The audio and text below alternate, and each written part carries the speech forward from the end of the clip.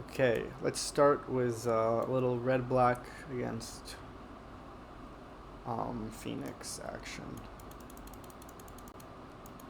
So yeah, very I think easy keep. Not much to say here. We see a land. Not much to say here. Okay, this is actually a pretty hard turn. So okay, the biggest downside to playing Shredder here is if they have a 1 mana removal spell, they can kill the Shredder and then activate Bankbuster or whatever. The biggest upside to playing the Shredder is it's like the most goldfishy thing here. Like if you're playing its Lotus Field and you're trying to goldfish your opponent, um, I'm not sure the best language, but I think you get what I mean when I say playing Ledger is like the most goldfishy, most powerful thing you can do here. But obviously you're playing against Red Black, not Lotus Field. They have removal. So that's like some of the pros and cons about playing Ledger. Then you have to compare it to playing Consider. Some of the pros of playing Consider, it's mostly that it doesn't expose you to that Ledger Shredder downside. So there's two main upsides. One, it doesn't expose you to, getting your Shredder pushed, maybe suffering a tempo loss at this stage in the game, but letting them use their 1 mana. And so that's one upside. The other upside, it can help you get towards your third land more reliably than playing Ledger, because you can either draw not just the land itself, but the deck has 1 mana cantrip, so you could draw a sleight of hand, and then if you cast Consider now, then you can cast a sleight of hand. You can find a tap land like a Dry Disruption, a Hall, play that. So those are kind of the pros and cons of Ledger versus Consider. So then we have to consider a few things. Another downside of Consider is if you play it now, this is where a hypergeometric calculator could be useful. If you play it now, you whiff on the Consider, it can go more badly, because if you play the Ledger now and they don't have removal, the next turn you could go Consider, Fiery Impulse, you get the extra Connive, it's good. But if you don't, so that's another reason to if you don't play Ledger now, Ledger could potentially give you a loot towards a land. So Consider could have that really bad scenario where you can't find a land, you can't find anything. You also, worth noting, I haven't mentioned it yet, you have these treasure cruises. So having Ledger in play, getting the connives is good for the cruise. Those are kind of the things running through my head. Then some of the things you can think about, it's okay, what can they do on their turn, and what can they do that's bad for me? And there's a lot of combination of things they can do. They didn't play a discard spell on turn 1, so they're not super likely to have it in their hand. Some people hold it, but whatever. That's not if you have Bankbuster, you're probably gonna play your discard on turn 1 pretty often. But things they can do, they can play basically it's just all the 2-drops, 3-drops, 1-drops in their deck. So they can the most likely 3-drop they want to play is Fable of the Mirror Breaker, but they can play Graveyard Trespasser. They could play Go Blank, but they don't really want to play it at this stage in the game. I don't have anything in the graveyard. So, cards I'm anticipating them playing next turn is Fable. They might activate their Bankbuster. That's where, playing Ledger could be really bad, because you're letting them push. You're letting them use all 3 mana. Activate Bankbuster, play Fable, play Trespasser, and you can ask how scary are those cards? How scary is it if they play Fable? Blah blah blah. Anyway, so I ended up going with Ledger here because it kind of made it so that they it meant that if they cast Fable, I can have it's defensive aggro. So the fact that I'm playing Ledger means that if they want to play a 3-drop Fable, then I'm gonna be able to untap with my Ledger Shredder. So Ledger Shredder kind of is okay, you have to spend your mana to kill my Shredder. I'm not sure if that was the most accurate valuation, because I think this position's really difficult. I was also partly thinking that it was part of the defensive aggro is okay, if they push my Shredder, then it's like I Ravens crime their push and it gets me towards my cruise. So like it was kind of defensive aggro. Like by playing Shredder, I'm making them kill it, and by making them kill it, they can't develop themselves as proactively and have these treasure cruises. So I have a pretty good late game going here. So I took that kind of conservative line. I think it's really hard though looking back, because then you also have to ask like how important is casting Prismari on turn 3, and like what you have to think, what does my next turn look like? Like if I consider now, like it's hard because consider has such a wide variety of things it can hit that you have to think about situations where you're missing land. You have to think about situations where you're hitting a cantrip. That's where the hypergeometric calculator can be useful, because then you can get more accurate number of the odds. And for if you don't know, just Google hypergeometric calculator magic. It's really easy to use. It just tells you like the odds of stuff. You just plug in numbers and it just tells you the odds of what it is to draw stuff. So I could see the odds of drawing what drawing a land is or whatever. Yeah, and I was gonna say something else, but I think I forgot it. So maybe I'll just keep playing the. Like I was gonna say something else about casting Shredder, but I think I forgot it. So I'll just keep moving forward. Like honestly, casting Shredder feels kind of bad here. So I don't know. I forgot what I was gonna say, but I guess we'll just keep playing the video. There's a lot of lines to discuss. Okay, so they play Fable. Oh, fuck. Oh, I remember what I was going to say. I was going to say, if we consider now, like, it's usually generally better to cantrip later in the game, because then you have more information on what your hand is. So by that, what I mean, for example, is, let's say I saw pieces of the puzzle was consider. Well, I wouldn't want it because I want to draw land, but I kind of want to draw pieces in general in the game. So, like, by holding my consider... I guess that sounds like a weird argument, but like you can like let your hand develop more naturally, and then you're more likely to like have the right mix of spells at the end. I mean, you probably shouldn't think of that because I'm probably explaining it too like badly or whatever. But basically, like later in the game, you cantrip. Like I'll give an example. Like let's say you're playing it's like blue-white control and it's turn 1, and you have like 3 lands, 4 spells, and you cast like consider on turn 1, and you see a land. You don't really know if you want it or not. You'd know if you want it more like on turn 4, turn 5 when you've taken draw steps and you hit your land drops. So I guess I'm kind of, and what I'm saying is like, there's some value in being able to hold my cantrips, so I have more information on what I want to find based on what my draw steps gave me. Anyway, I cast the consider here, so that was kind of close with sleight of hand. Like I could have taken it or not. There isn't that many red lands in the deck, and I really was like wanted to kill their Fable. That's part of why I didn't take the sleight of hand, but I guess I could punch in the odds. But I guess that's a good thing to know about the deck. It has a awkward mana base, kind of. Well, so I would have 4 Spire Bluffs. I mean, the deck has about 12 red sources in it, I think. I guess I'll just count it now. I guess I'll count all the islands in the deck. 2 island... 2 hull, 4 Jwari, 7. Okay, so does the deck have 13 red sources in it? 4 Steam Vent. Oh, and Odawara. So that's why it's 12. So the deck, yeah, has 12 red sources. 4 Steam Vents, 4 Spire Bluff, 4 River Glide. I guess... So I was like... Part of the upside of like trying to like Fiery Impulse is that I can hit any of my blue lands as my land drop after. Whereas if I try and sleight of hand into a land, there's a high chance that I'll hit a blue land, and then I won't be able to play an Impulse.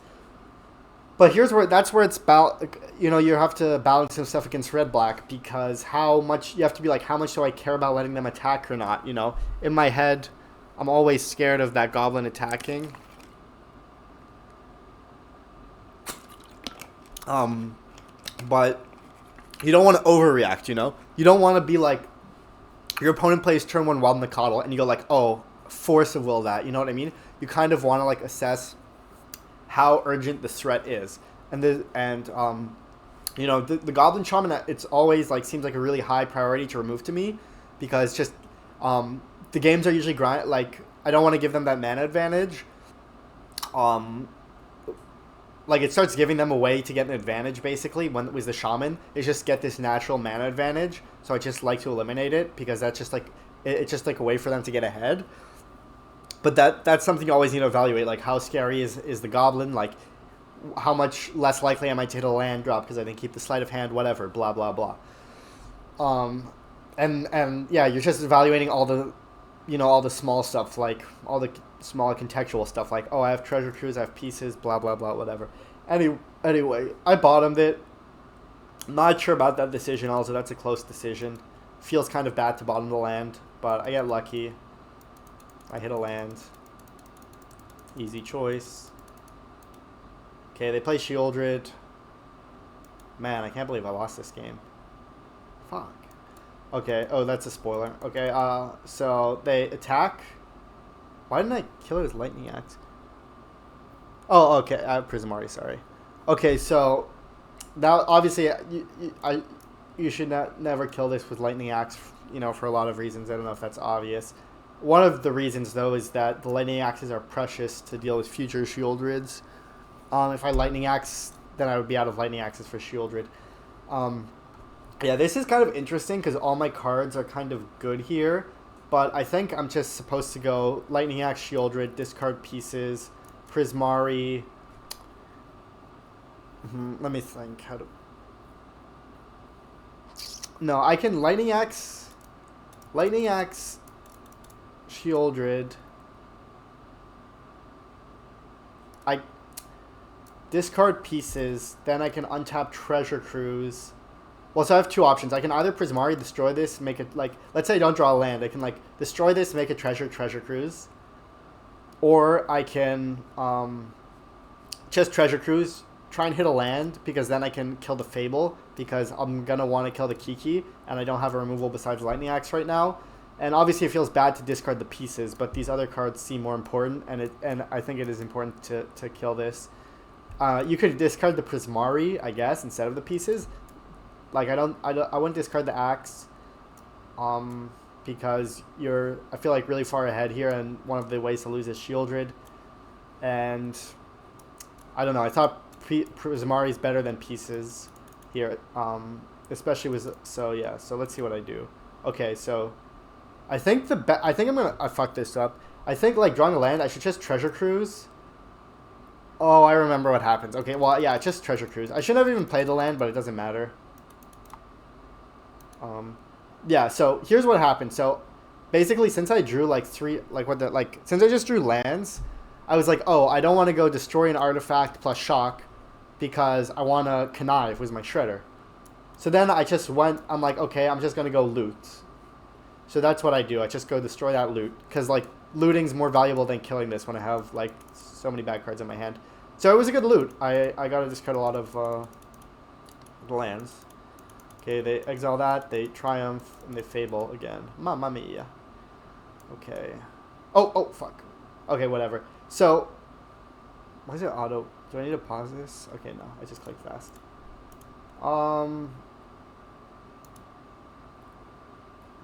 These are exiled, so these are all the cards I didn't take.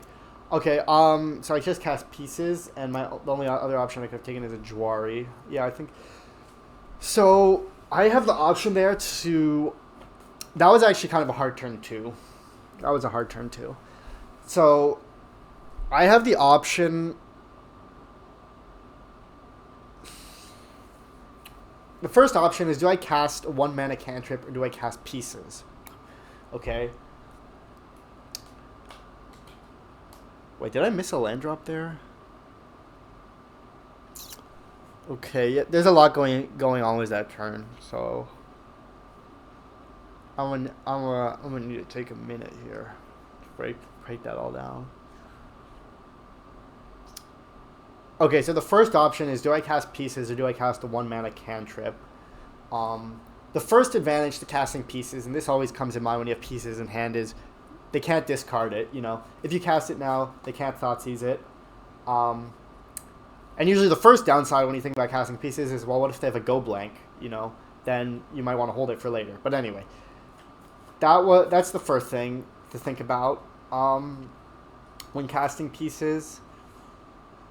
It's also worth noting they have a reflection in play.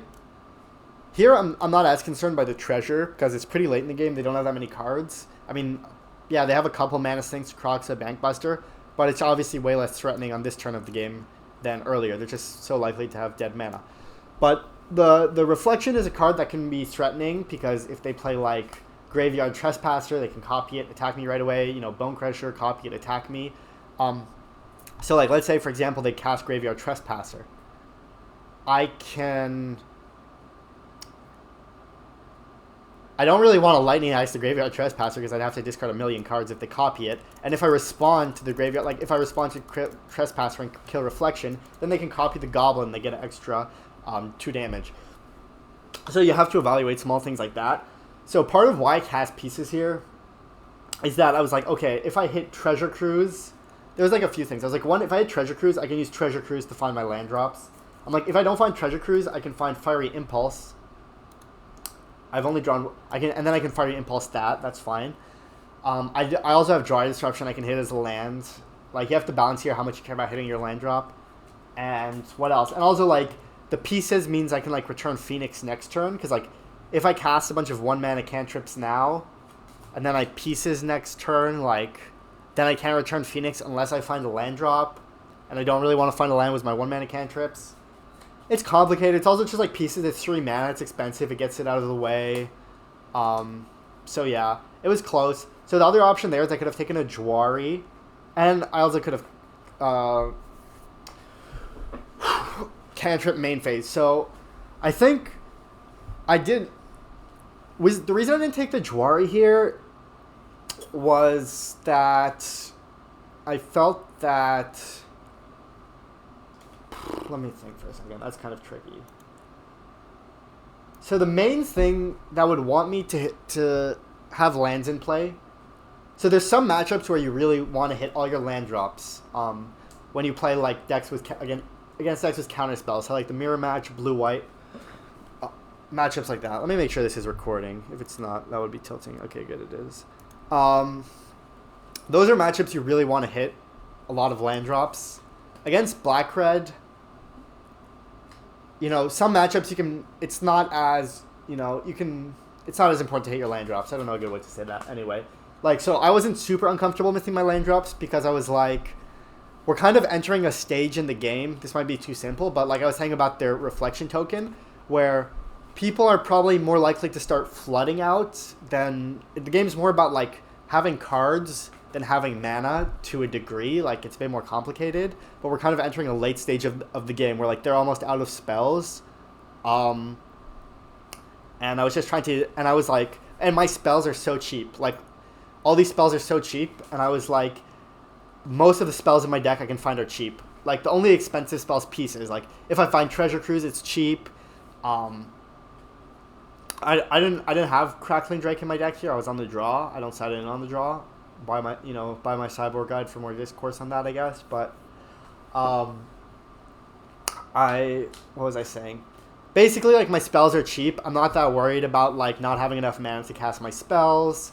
So I was more worried about flooding. And there's also like small stuff like, oh, what if they go blank me? You know, what if they Croxa me? Those are some cards that can make you like discard a lot of cards. What if they like, you know, shield, like when they shield Rid, I have to discard a card to the axe. Obviously, you're like insanely likely to find a Phoenix at this point, but whatever. Anyway, fuck. I can't believe I lost this game. Okay, so next thing is you could cast a cantrip main phase to look for land drop. I think that I was like, well, if they play Trespasser, I was like, I think I will Lightning Axe this. Which could be wrong, but I did like the Trespasser. There's 2 creatures in the graveyard. So by copying the Trespasser, they get to deal 4 damage. So I would go to 8 life. So yeah, maybe I should. Maybe I probably should have just cantrip main phase looking back to be honest. Though, another upside of not casting cantrips if they draw Thoughtseize. Like if they Thoughtseize me now, literally like what do they take? Like it's not great. They can take a Lightning Axe. They'd probably take a Lightning Axe. But if I like sleight of hand and I find a Treasure Cruise, they get Thoughtseize it. Whereas if I opt end of turn, it's slightly better against Thoughtseize. And obviously this is a turn where they're looting, so you can't like as much infer they didn't play Thoughtseize last turn because they're gonna be able to see a lot of cards. They discard Haunted Ridge. They attack. Play Bankbuster. They draw a card. Okay, so.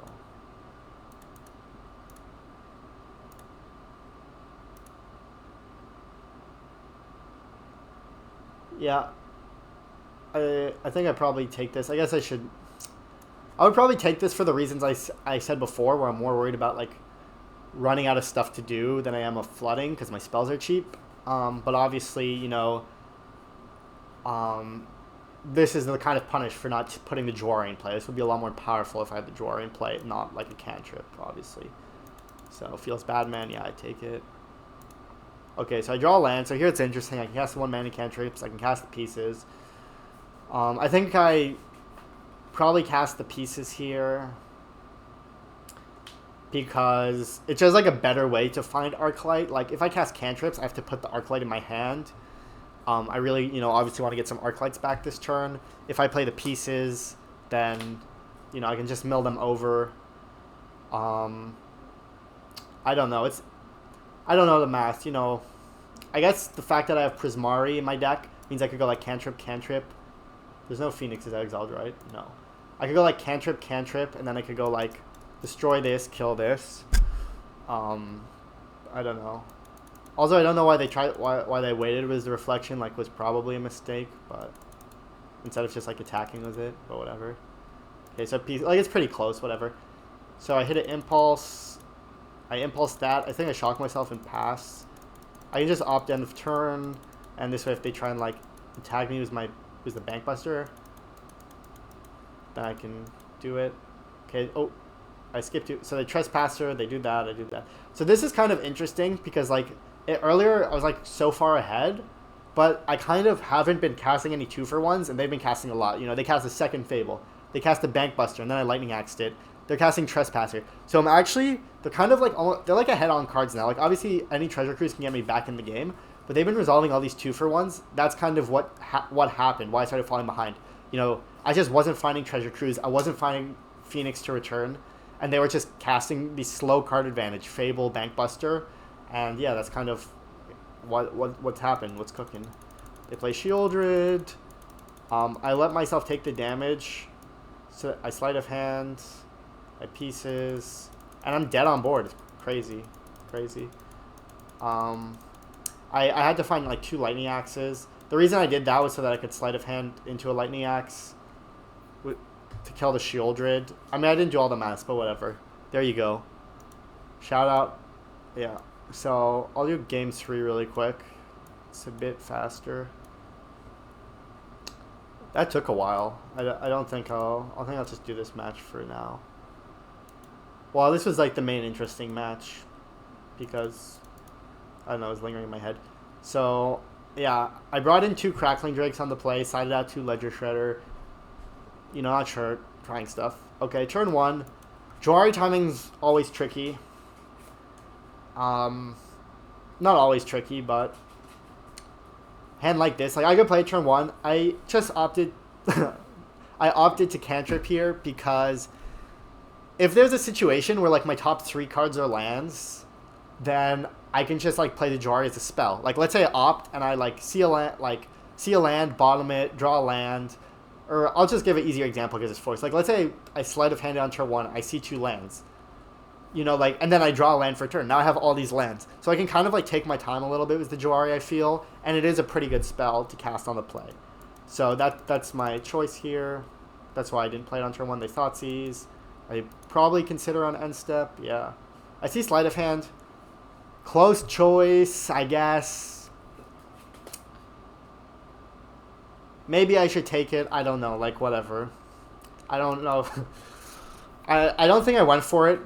I think I bottom it, because, like, I'm kind of happy drawing, like, most spells in my deck. I guess, like, what spells am I not happy drawing? Arclight Phoenix. Like, lands are okay. I'm fine drawing a land. It's basically just Arclight Phoenix I think is bad. So I'm like, if I'm fine drawing almost any spell, I don't really want sleight of hand, especially when I have all these ops, and I don't know. I'm just used to like being behind on tempo but ahead on cards. But that could have been wrong. Anyway, I bottom it. Obviously, I draw the worst spell in my deck. Arclight.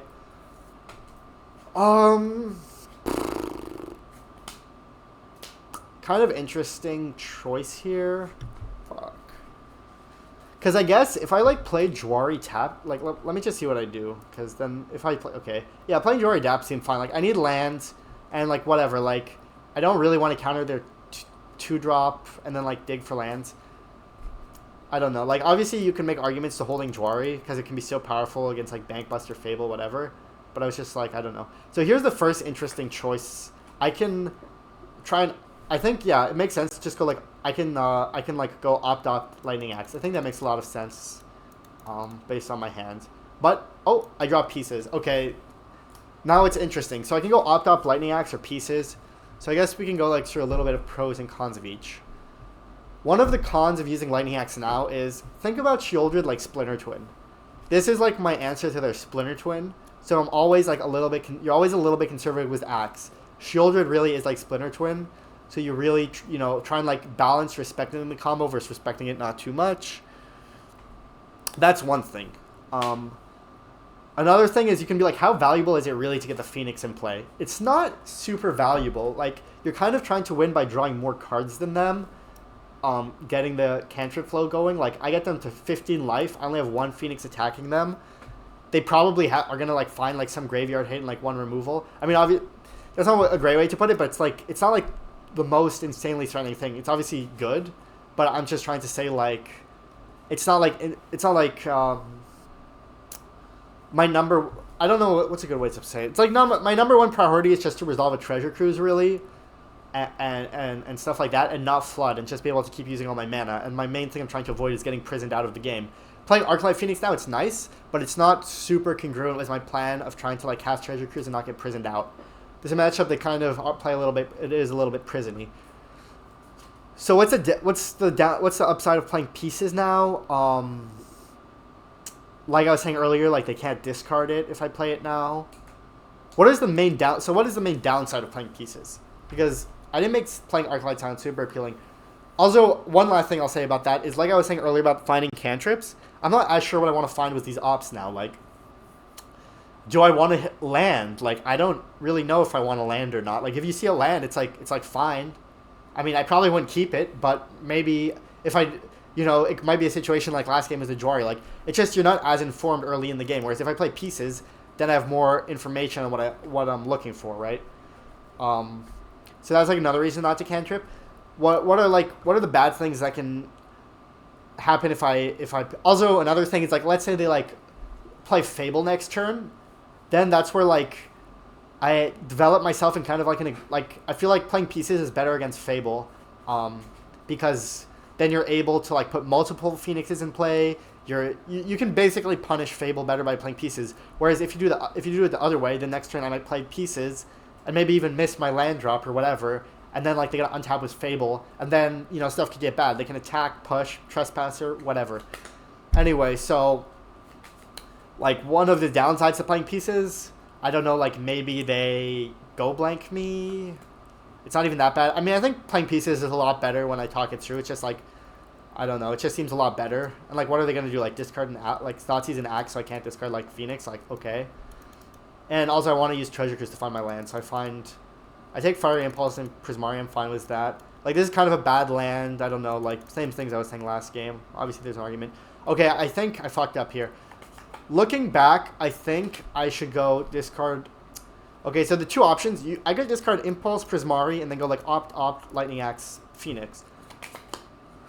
But you have to value, like, how important is getting the Phoenix in play, blah, blah, blah. I think that if I could go back... Oh, I can move the cards around. Okay. I would discard Opt and Fiery Impulse, and then my plan would be to, like, pass, end of turn, go, like, shock this loot. I think I kind of made an evaluation error. I remember I was thinking about Prismariing the Blood Tithe, and I was like, oh, if I Prismari the Blood Tithe Harvester, then it's not actually that, like, efficient or whatever, because I'm basically spending 3 mana to kill it. And, like, then, yeah, like, the card... I was like, oh, Opt is better card selection than Prismari, and if I... Well, how do I say this? if I Prismari this, then like I'm paying extra mana and I'm not even getting like I'm like if I discard Opt to keep Prismari, then I'm like getting shitty card selection because I was like, oh, Opt is better card selection than Prismari. But looking back, that's not actually true. Opt's not really that good card selection. I think I would discard Fiery Impulse Opt. Also, like I was saying, like I really want to hold this for Shieldred. Like I want to hold this as long as possible, and Prismari lets me discard my Phoenix in a smoother way. I think I should have discarded Opt Impulse, but I don't. I remember I was just like, I don't know. Maybe I was tilting a little bit because last game I felt favored in. I'm like, oh my god, they have they have Thoughtseize, Go Blank, blah, like, you know what I mean? I was like getting tilted that I was like, thought I was really far ahead, but I started not getting far ahead, so there might have been some sus judgment. Yeah, I mean, here I don't think whatever cantrip you cast, it matters too much. I probably casted Opt. Yeah. I probably casted Opt here because, well, one reason to hold Sleight of Hand, if they play Shieldred, it doesn't draw a card. Also, like, I was like, I didn't want to be like forced to make a choice, but whatever. Like, I'm too lazy to think about good language for cantrip usage. So I go Opt. Here it's kind of complicated whether I want to land or not, but since I have double Sleight of Hand, and like, I was like, yeah, I'll take a land, but it was close for sure. Oof, oof, big oof in the chat, 2 lands. So, this is kind of interesting. I could like, now my cantripping hasn't gone that successfully. I've had like 5 lands. My only spell left is Sleight of Hand. If I don't Lightning Axe now, then I might not be able to get Phoenix. But I think so I was like, oh, if I don't Axe now, I can't get back Phoenix. But I think one error in my judgment here that I didn't evaluate was, if I'm flooded, I can just cast Arclight Phoenix. Like, I don't need to get it back from the graveyard. Like, I could literally just cast it. So I don't think I needed to necessarily Lightning Axe here. But I was like, oh, they had such a good curve. Like, if they have Shoulder 2, like, whatever. Like, how am I can't beat it all. Blah, blah, blah, blah. I was kind of like that. But anyway, probably sus. They play Shieldred. Cry emoji. I draw Blue Suns. I hit 2 lands. Torch, Thoughtseize. And I'm basically dead. That's the game. Yeah, so that's all I have to say. A little feedback. I guess I'll do a little conclusion at the end. About, yeah, playing against Red Black, you're definitely balancing a lot of stuff. You're weighing how much do I value the damage I'm taking, timing the cantrips. It's kind of similar to Blue-White where the game is going to be grindy. So there's, on turn 1, you don't necessarily know if you want lands or you need more gas. You're dancing around discard spells, removal spells, whatever. They like Shieldred is Splinter Twin, so whatever. There you go. That's some discussion on the Red Black matchup.